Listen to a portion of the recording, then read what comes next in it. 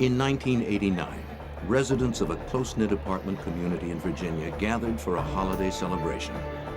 For Tammy Brannen and 5-year-old daughter Melissa, Christmas was always a special time. Then, without warning, the little girl was gone.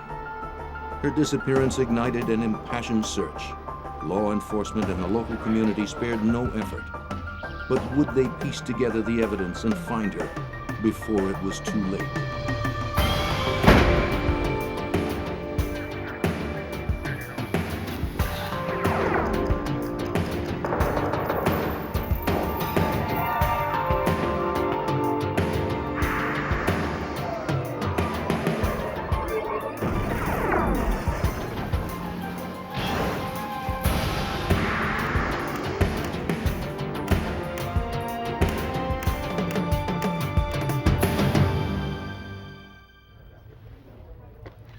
In 1989, in front of close to 200 witnesses, a child disappeared. 5-year-old Melissa Brannen vanished from a Christmas party at her mother's apartment complex in Virginia. Children have a way of wandering off, but it soon became clear this was more than a case of a lost child. Someone had taken Melissa. What sorrow compares to a mother's grief? What kind of monster preys on children? I'm Jim Kallstrom, former director of the FBI's New York office. The hunt for Melissa galvanized a community as a nation held its breath and waited for word. All victims deserve justice. All criminals must be punished. But when a crime involves a child, the stakes become so much greater.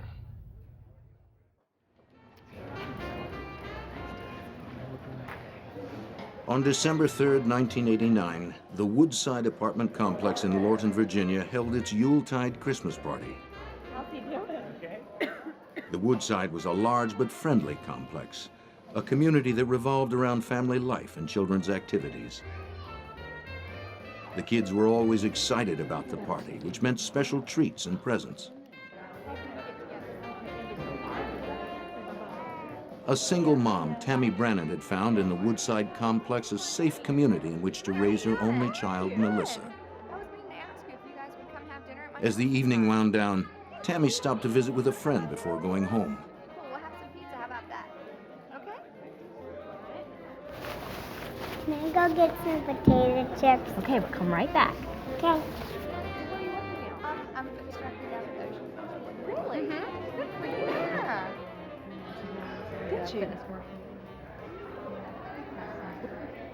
We gotta get ready. Okay. We have a lot to do. She's getting so big. So cute. She is. Did you see where she went? She lost sight of her daughter for only a few seconds.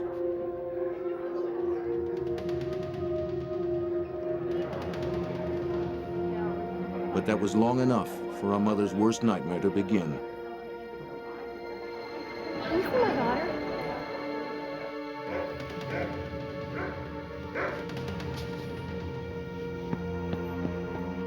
Melissa?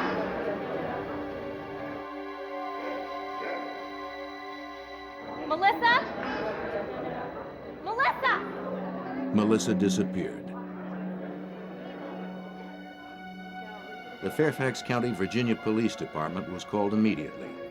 Now, I'm going to do everything I can to find your little girl, but you have to tell me everything you can possibly. Detective Bill Wilden assured Tammy they would do all they could to find her little girl.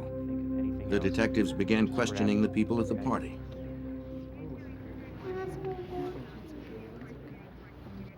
No one could recall seeing Melissa leave the party or anywhere near the front door. I'm Detective Wilden.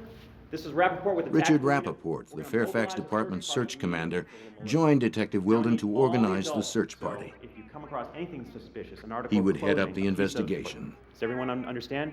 One of the possibilities, cold of out course, there. was that she had just hidden somewhere in the building, was playing with some friends, or had wandered off. So immediately the patrol officers on the scene did a very good job of searching the building, and they began a search of the immediate area surrounding the building. The night of December 3rd was a bitterly cold night in the Washington area. Someone outside that was 5 years old without a lot of protection probably would not have survived through the night. It was that cold. All the adults that can participate, I need you outside with flashlights. Rappaport coordinated a more specific grid search of the area with patrol officers and dozens of volunteers from the complex. Let's go.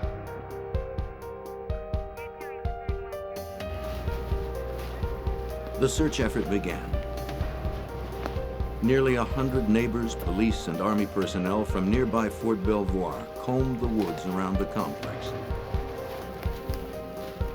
Most were parents themselves, united by a single concern: to find Melissa. Like the detectives, they expected to find a shivering and frightened little girl lost in the dark woods and crying for her mother. Officers began to question the 200 people who had attended the party and interview over 400 other Woodside residents.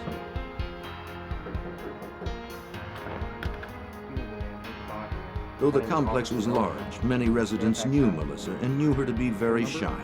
306 472. Shocked to hear that she had disappeared, almost all expressed doubt that she would ever have gone off without her mother, and certainly not with a stranger.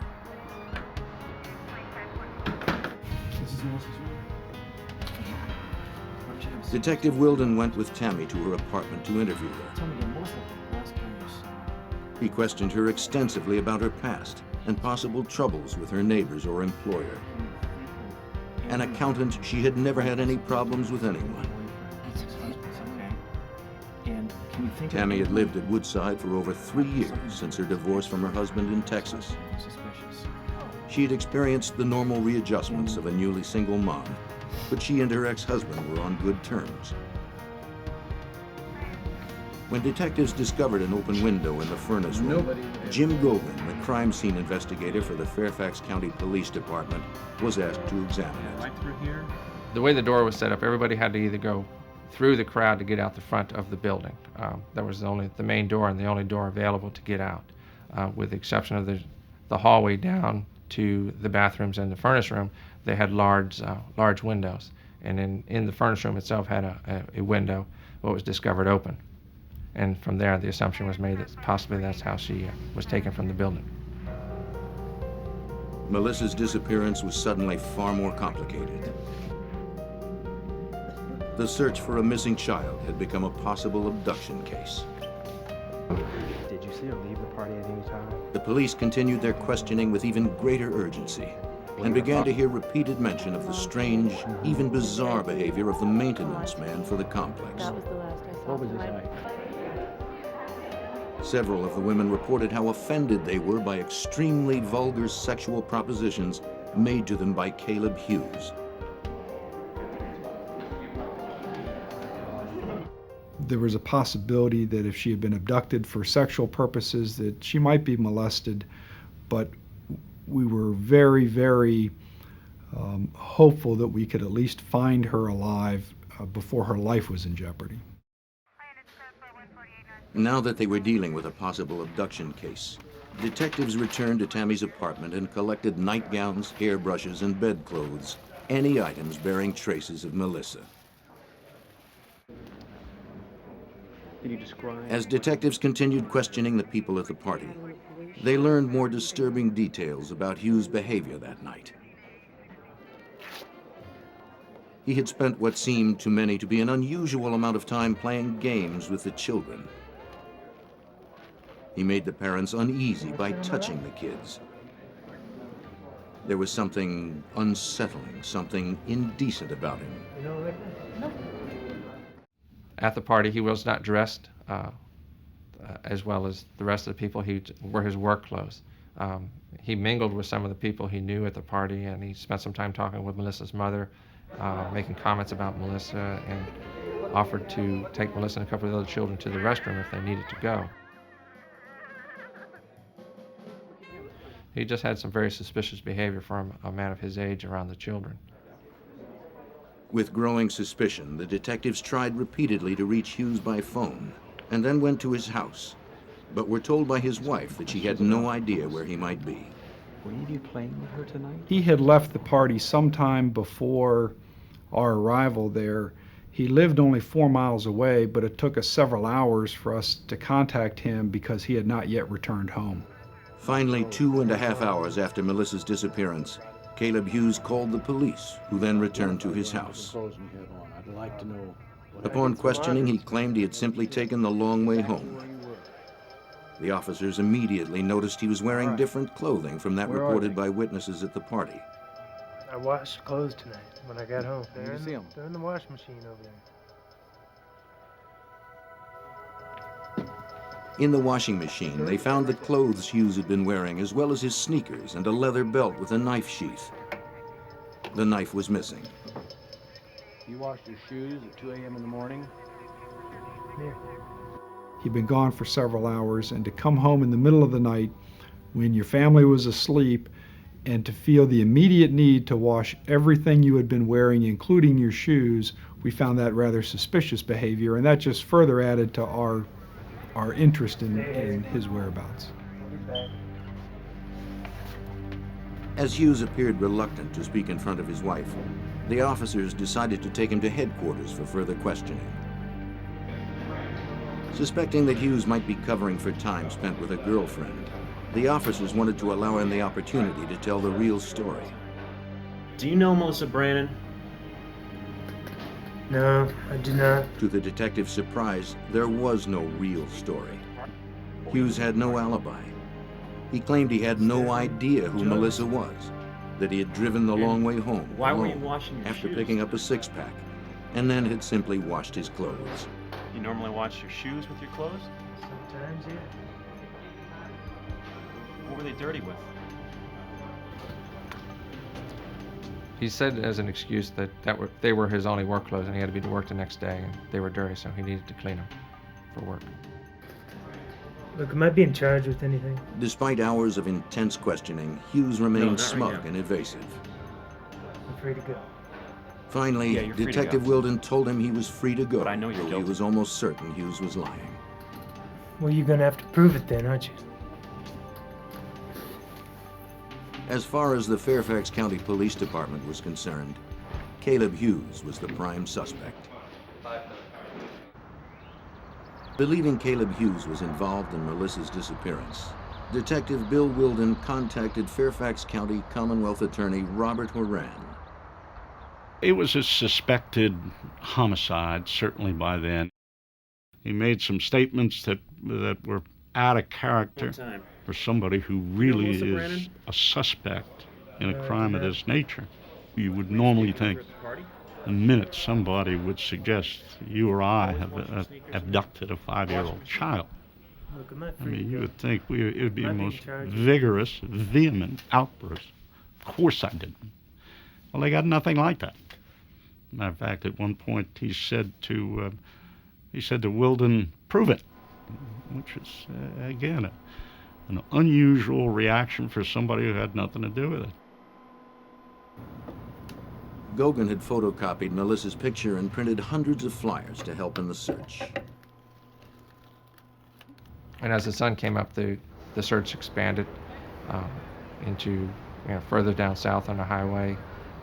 They sent soldiers out to do massive searches through the woods, along the railroad tracks, and as possible ideas of locations where she might have been were developed, again, hundreds of people were gathered to search and walk those areas. The car Hughes had been driving that night belonged to his wife. She gave investigators permission to impound and search it. Detectives examined it for fingerprints, blood, fibers, hair, any evidence that would document Melissa's presence there. Fingerprint tests revealed that only the Hughes family had left prints on the car. Next, all the hairs and fibers needed to be collected from the interior. This type of trace evidence was usually retrieved with a vacuum cleaner, but there was simply too much debris inside.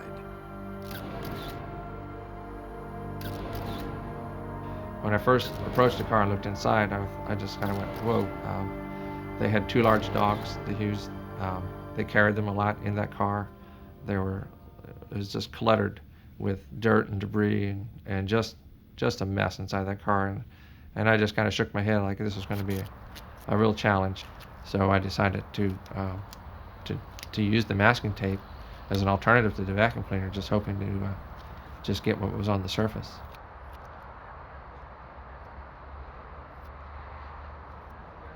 That was an unusual technique, certainly.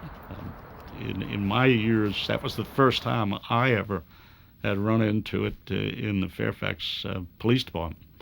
And it's a very common technique now. Gauguin then placed the tape between layers of clear plastic so that it could be examined intact under a microscope. As the car processing continued, Melissa's disappearance quickly became the lead news story in the Washington, D.C. metropolitan area.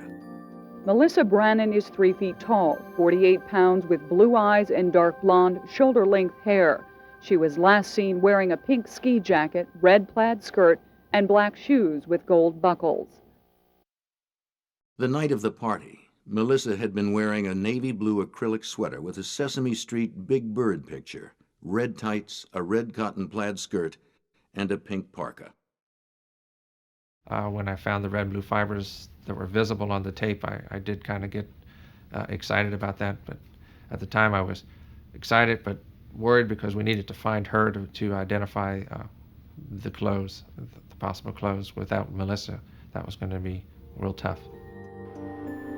When Gauguin conducted luminol testing on the interior of Hughes's car, he found traces of blood on the steering wheel, brake pedal, and floor mat. When a light is shined on the luminol-treated area, bloodstains will appear fluorescent. While the luminol process is quite accurate as a blood locator, it can also destroy the genetic characteristics of the sample. When I sprayed the steering wheel, I got the reaction on the steering wheel and as well as on the pedals of the vehicle. That's where it fell to. These items were swabbed and collected. Hughes's shoes had been washed, but the lab was able to identify possible blood stains on their soles where fresh cuts had been made. It became very suspicious when I received the clothes from the officers who searched the house and noticed that he had cut his tennis shoes. Kind of putting two and two together, that why was he cutting his tennis shoes and why did I get a reaction to blood on the gas pedals?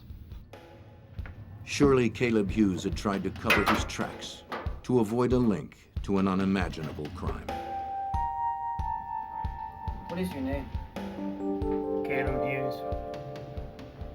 How old are you? With the luminol findings showing blood in his car, the detectives were increasingly confident they could get a confession from Hughes. He was brought in for a polygraph test. He had no explanations for the fresh cuts on his shoes. No. Once again, he gave no explanation for the 2-hour, 30-minute delay in getting home. But as it turned out, there never was an explanation. He said, I just took the long way home. It was the best they got. Did you harm Melissa Brannen? No. Did you kill Melissa Brannen? No.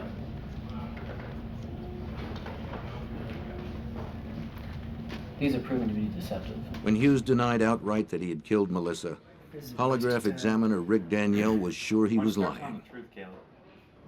He really denied ever having seen this child, denied knowing who the child was. He was showing pictures of her, never seen that child before.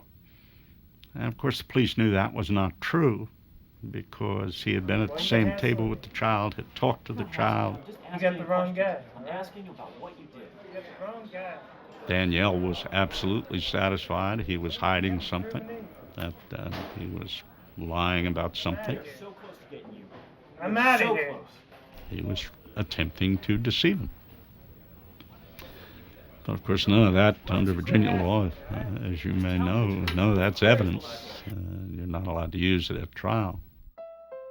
Investigators were convinced Hughes had abducted and harmed the beautiful little girl.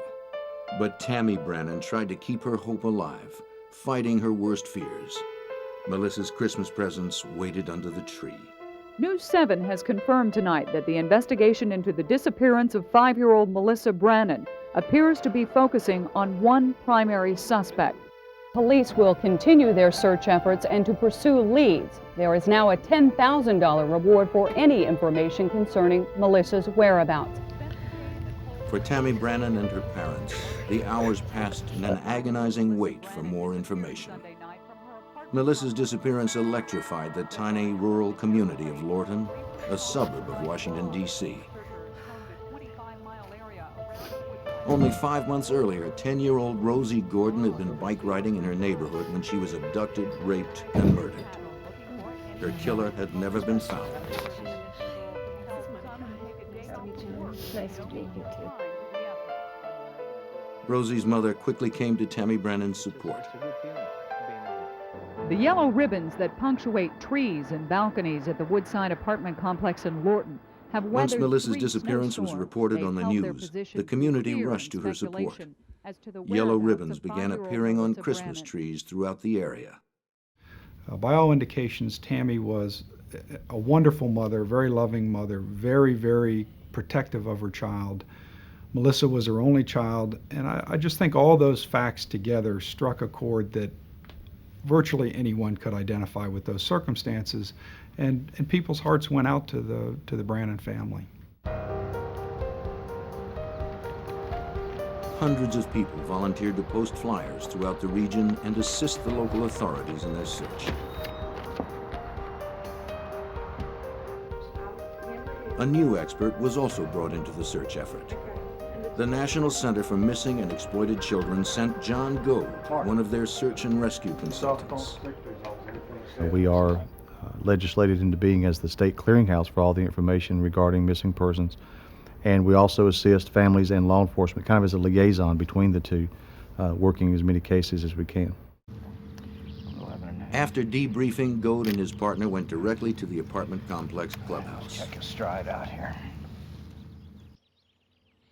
Outside, they found adult male footprints leading from the furnace room window to a split rail fence whose top rail had recently been broken.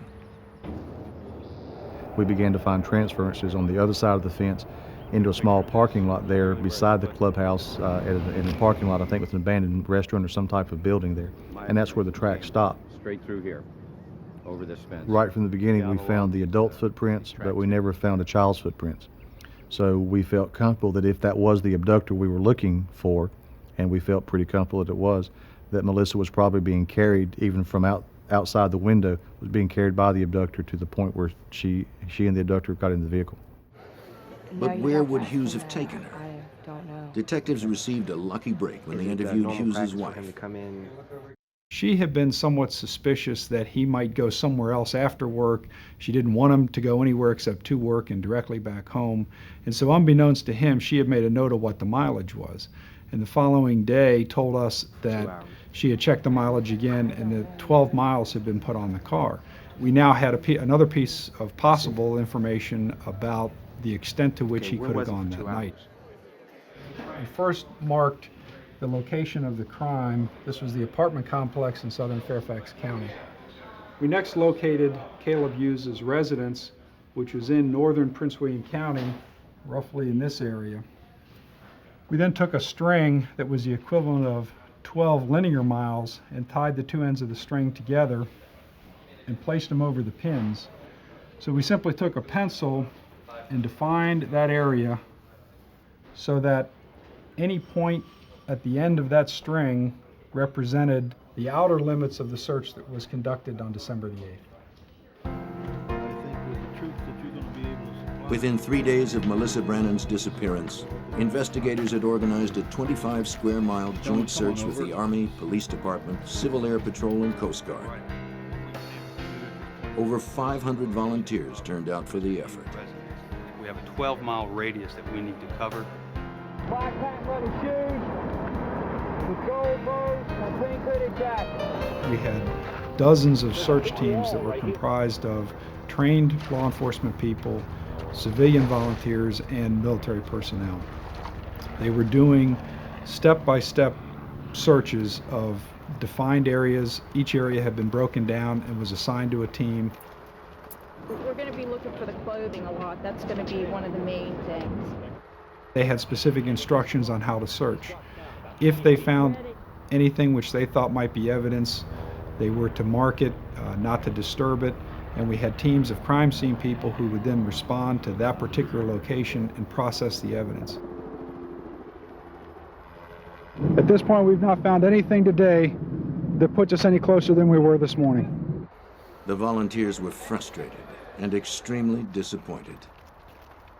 I know there were nights when I would go home and my family would have seen a newscast about another day of searching, and my own children would say, "Daddy, are you going to find that little girl? When are you going to find that little girl?" And I think that was a conversation that was occurring in the homes of dozens of investigators and police officers involved in this case. While the search continued, Goguen approached the nearby FBI lab with the evidence he had processed from the car. Because Melissa was still missing, the FBI's state-of-the-art technology would be critical in establishing the connection between the hair, fibers, and bloodstains collected and Melissa Brannen.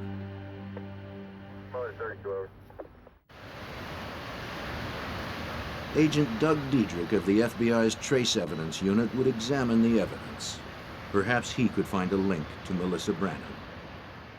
There you have to go to extraordinary measures to try to recreate, if at all possible, the environment of the victim, most recent environment, and also the types of hairs that the victim may have, the type of clothing that the victim may have been wearing the night of the disappearance. And that's the difficult part. As long as Melissa was still missing, filing charges against Caleb Hughes was all but impossible unless compelling evidence could be found.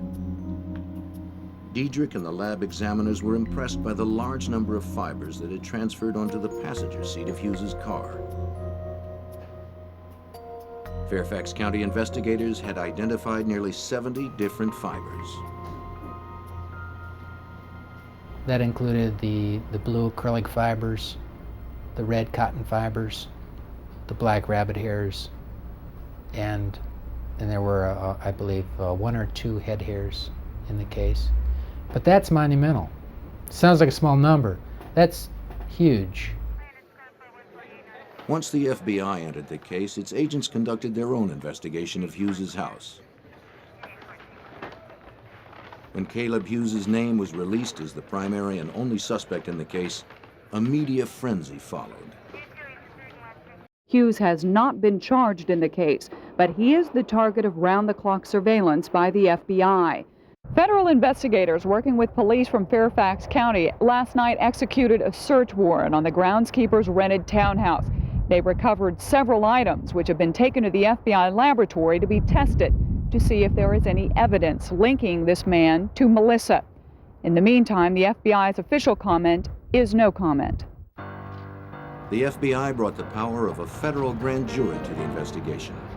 The grand jury ordered Hughes to submit to blood and other forensic tests, something the local authorities had not been able to order.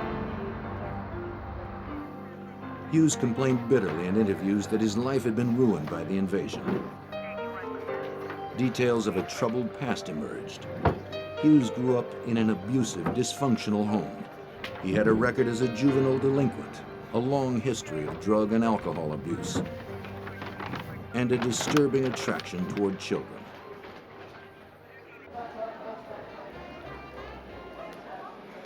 As an adult, he had been convicted of larceny. He had been convicted of car theft. He had been convicted of contributing to delinquency of a minor.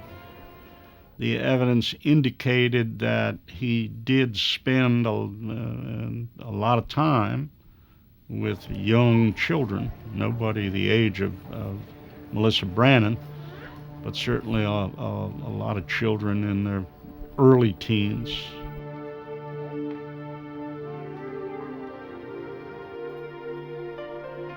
In the lab, FBI examiners had begun analyzing the stains on the soles of Hughes's shoes. Though luminol testing had damaged the samples taken from Hughes's car, they became increasingly convinced that these minute traces contained blood serum proteins that could determine the crucial connection to Melissa.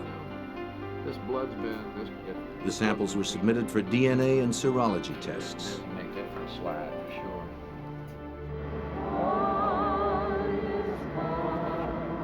15 days after Melissa's abduction, a candlelight vigil for Melissa was held at the apartment complex. The little girl's disappearance had united the Fairfax community in compassion and outrage.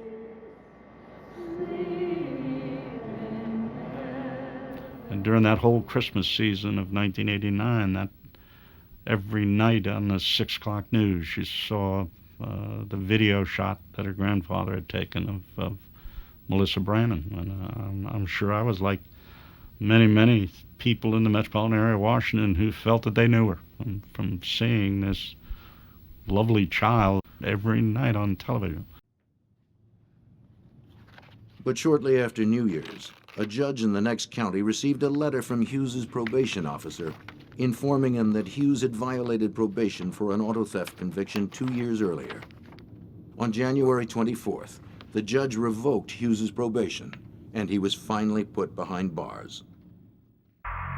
The earliest he could be released was November, giving the Fairfax County prosecutor ample time to build his case. Without sufficient evidence to file charges, Hughes had remained free. But now, with Hughes safely put away, the FBI had the time needed for the extensive testing required by the trace evidence. There was still a chance Melissa's body might be found, but without it, the case against Hughes would have to be made in the FBI lab.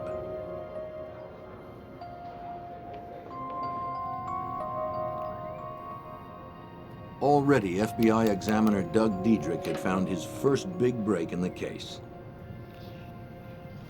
I remembered some black animal hairs in the debris from the front seats of the car.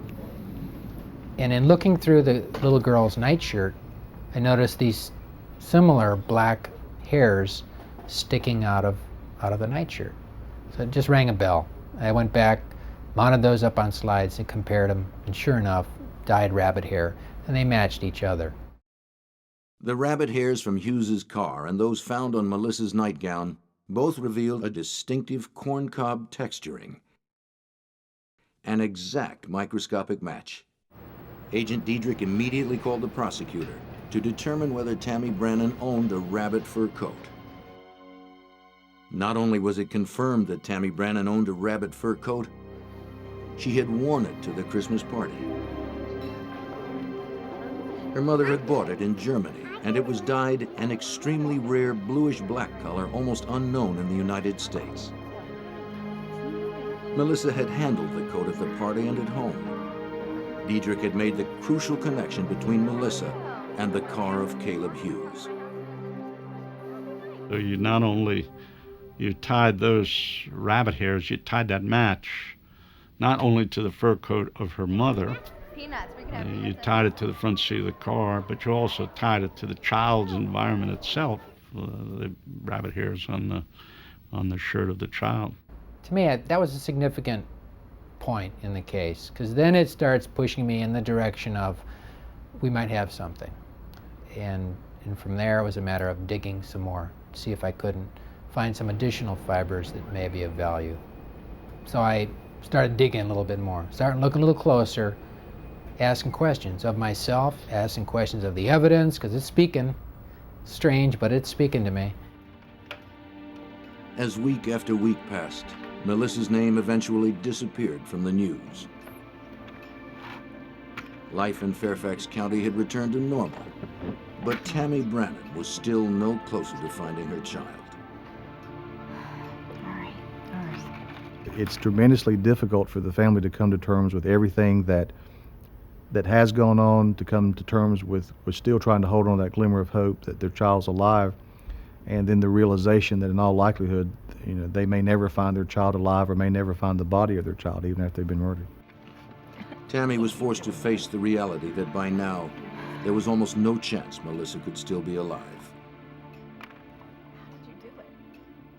We wanted to close this case and not just close the case in the sense of identifying and prosecuting a suspect, but we wanted to bring real closure to the case in answering the question, what happened to Melissa Brannen that night? Why did it happen?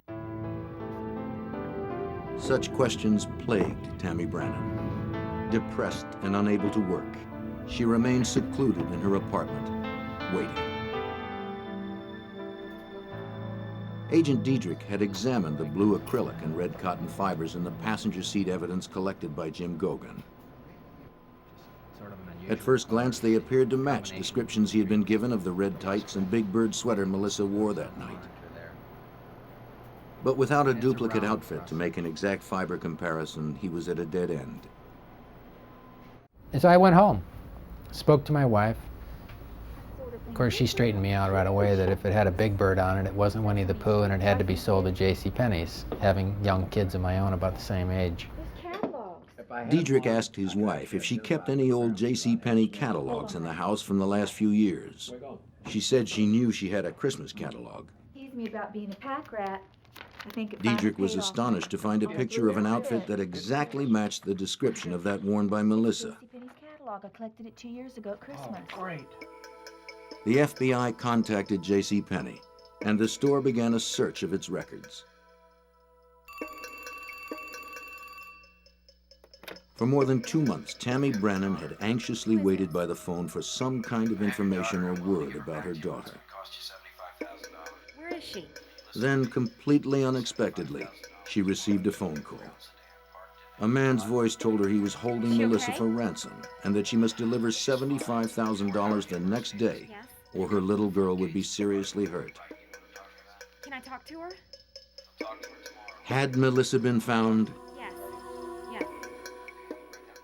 The national statistics will tell you that a child who's abducted by a stranger is usually dead within 3 hours of the abduction. So the likelihood of Melissa being alive months after the abduction is extremely slim. Mom, they have Melissa. Tammy immediately called her mother, but Detective Wilden cautioned them not to let their hopes get too high. No, don't call anyone. I'll tell you all about it. Just come over right now. Once again, Melissa Brannen was about to become front-page news.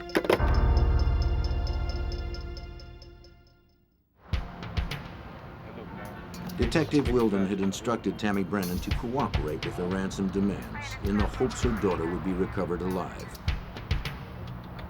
As extortion falls under federal guidelines, the FBI coordinated the ransom drop. The FBI SWAT team was ready when 2 young men showed up in the parking lot to pick up the money. I see him getting ready to open up the door. I got the bag. Go. Here we go. FBI, freeze!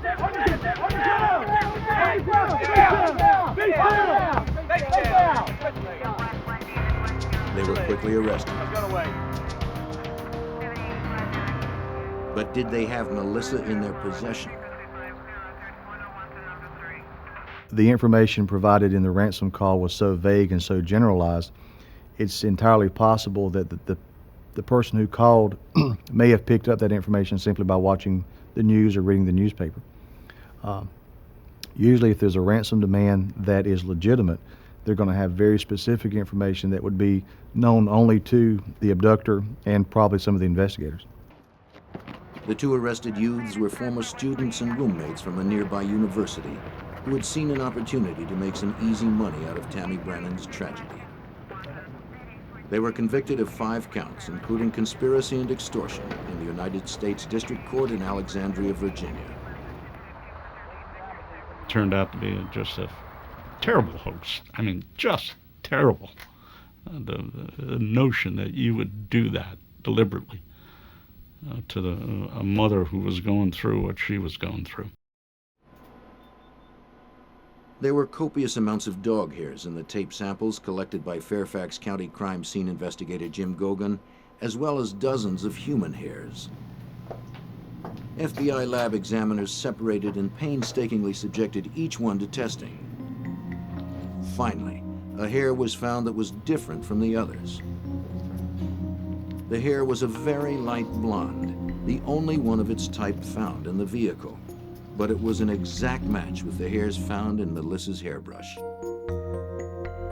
Matching the human hair with Melissa was the second big match for Diedrich. But the critical link of Melissa's clothes to the fibers from Hughes's car was incomplete without a duplicate Big Bird outfit to analyze. Because it had been a special Christmas outfit, produced only once, it could not be found in stock. JCPenney gave the FBI a list of people who had purchased the outfit from its catalog division. They then sent FBI agents out across the country to locate those people and determined if they still had the Big Bird outfit that they had bought from the J.C. Penney catalog, and ultimately they were able to locate a sample outfit from a family that still had the outfit. Obtaining the outfit could mean the difference between conviction and acquittal in the case. The FBI asked the family traced through the J.C. Penney records to send it to their crime lab. Well, I remember that day pretty clearly. I knew the outfit was coming in. The fiber color, according to the color in the catalog, was navy blue. But the fibers that I was finding were sort of purplish blue. So I was a little anxious that maybe this wasn't the same outfit, that maybe we were going in the wrong direction. So when that package came, I was, again, uncomfortable with even opening it, because I thought I was on the right track, but I didn't want to be wrong. I opened up the box, and sure enough, it had a purplish coloration to it. So it kind of gave me a nice, warm, fuzzy feeling there that I might have the right color anyway. Fibers were pulled from the red cotton skirt and the blue acrylic sweater. A thorough analysis of the fibers from the outfit indicated an identical match with the fibers from Hughes's car. From the red cotton threads to the blue acrylic yarns to the yellow cross threads from the plaid skirt, the duplicate Big Bird outfit matched in every respect with the car fibers. What I was finding was meaningful evidence that an abduction had taken place, that in fact the victim, in all likelihood, had been in the front seat of the subject's car. With the new evidence, the prosecution could now piece together the actions of Caleb Hughes on the night Melissa disappeared. At the party, Hughes had tried to pick up several adult women, but when they rejected him, he sought a substitute. There you go. Smile. Fueled by frustration and alcohol, Caleb Hughes became a desperate predator with a perverse desire. His stalking eye fell upon the children. He waited and watched until an opportunity presented itself. Bye. When it did, Caleb Hughes seized an innocent and trusting child.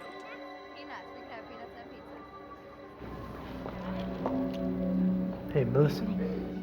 Hey. Remember me? Come here. By abducting Melissa Brannen, Hughes had crossed the boundary into the unspeakable. We got to like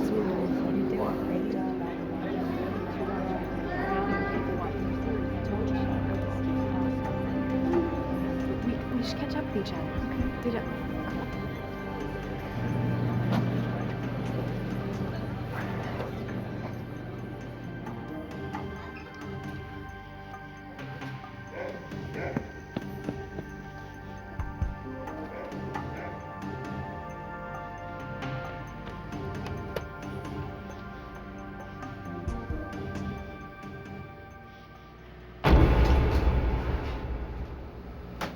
The analysis of the duplicate Big Bird outfit produced compelling evidence. It would be a powerful tool in the case against a man who investigators felt was a ruthless child molester and murderer. But Agent Diedrich had to convince the jury how incredibly unlikely it would be that these fibers had come from any source other than Melissa's outfit. He began asking people at the FBI to give him any items they may have made of navy blue acrylic. He collected more than 100. And the objective was to see, do the fibers that I found on the front seat of Cal Hughes' car, do they match any of these? The answer was no. From the items, Diedrich collected 126 different acrylic fibers. He made 7,983 comparison tests with those fibers against the ones found in Hughes's car. Out of almost 8,000 tests, only one succeeded in making an exact microscopic match with the blue acrylic fibers found in Hughes's car. And that was the duplicate Big Bird outfit. Whenever you match two things, it has a lot of significance. These aren't random events. These, in most cases, occur. Is it possible? You can't deny the possibility that it could be a coincidence. But after looking at this stuff for a lot of years, I'm not a big believer in coincidence. 3 weeks before the trial was scheduled to begin, as investigators made final preparations for the case, a stunning development occurred. They received a phone call. 2 counties away, police had just found the body of a child on the median strip of Interstate 95.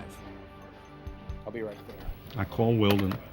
We get in his car, and there was absolutely no doubt in my mind that that was going to be it, because Hughes knew that area, spent time down in that area. I said, wow, this is going to be it. That section of median on I-95 is wide and densely wooded. It would have been easy for Hughes to pull over, hide the body among the thick vegetation, and drive off unnoticed, and there would be little chance of someone finding the remains.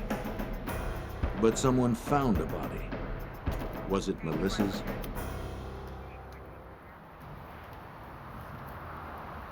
If it was Melissa Brannen's body in the highway median, Fairfax County Commonwealth Attorney Robert Horan felt he could put Hughes behind bars on Murder 1 charges. His hopes were high, but they were soon dashed. As soon as we got there, as soon as I saw it, I knew it wasn't Melissa Brannen, because the skeleton had rings on 3 fingers. But it was a young girl. She's 13, 14-year-old who had been in that media for 2 growing seasons. The young girl's body was never identified. Finally, nearly 1 year after Melissa's disappearance, Hughes was arrested on a grand jury indictment for abducting Melissa Brannen. He was transferred from the Prince William County Jail to the Fairfax County Jail. Horan had delayed the indictment for several months in the hope that Melissa's body would be found. By then, I know we were all pretty satisfied that the worst had happened to the child. Unfortunately, under Virginia law, you can charge somebody with murder without the body, but you have to be able to prove where the murder occurred.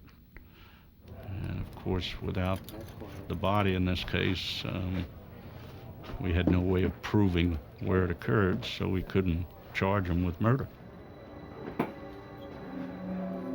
Abduction with intent to defile was the strongest case that could be brought against him. Hughes pleaded not guilty.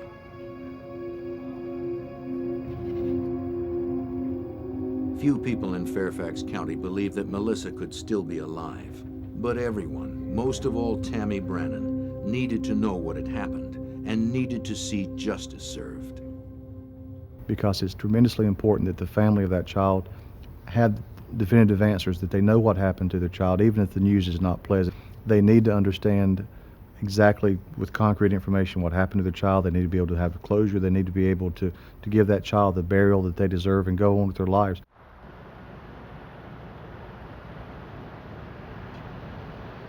With Agent Diedrich's airtight analysis of the trace evidence, Robert Horan went into the trial confident that he could convince the jury beyond reasonable doubt.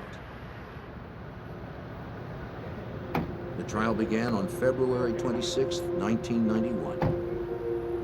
Looking good. A chief part of Horan's strategy was depicting Hughes' deviant sexual behavior at the party.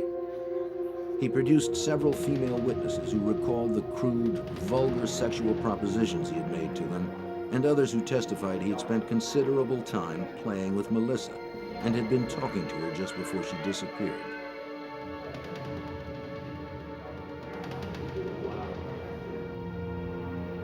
His behavior was even more extreme, trying to eliminate the evidence. Washing his clothes, his leather belt, his shoes. He could not account for the fresh cuts on the soles of his shoes. Nor could he account for his whereabouts for the 2.5 hours between leaving the party and arriving home.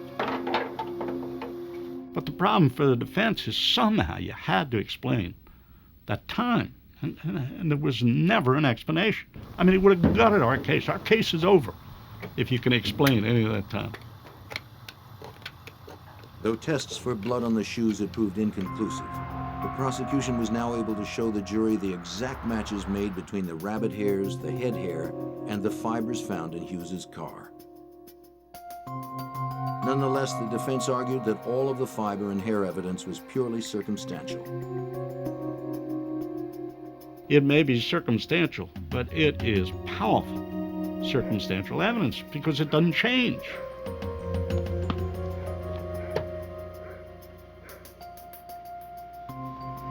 In order to obtain the maximum sentence for Hughes, Brannen needed to convince the jury that Hughes had intended to defile Melissa once he had her in his car. And the only way the fibers from her outfit would have been found on the seat is that her coat had been removed while she was in that car. The prosecution charged that Hughes could only have removed Melissa's coat for one purpose, an attempt to defile. The true answer is that that 5-year-old was seated against her will in the front seat of that vehicle. Caleb Hughes's trial lasted 8 days. After 9 hours of deliberation, the jury found him guilty of abducting Melissa Brannen with intent to defile. He was sentenced to 50 years in prison. For the family members, it can't end because of the eternal hope, if you will, that someday this child that's never been seen, never been found, this child someday will appear.